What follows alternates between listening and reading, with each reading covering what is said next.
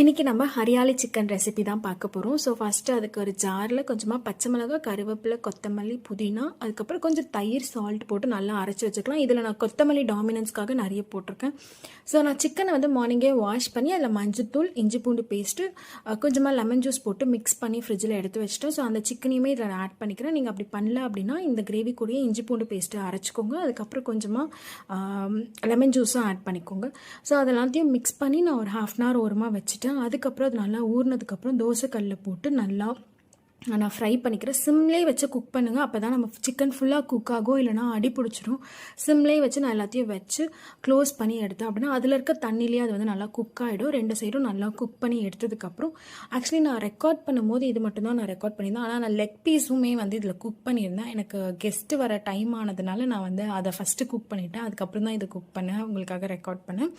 So அதுக்கப்புறம் இதை வந்து நான் நல்லா குக் பண்ணிவிட்டு கொஞ்சம் நேரம் நம்ம வந்து கேஸில் ஹை ஃப்ளேமில் வச்சு காமிச்சோம் அப்படின்னா அந்த பர்ன்ட் ஸ்மெல் சூப்பராக இருக்கும்.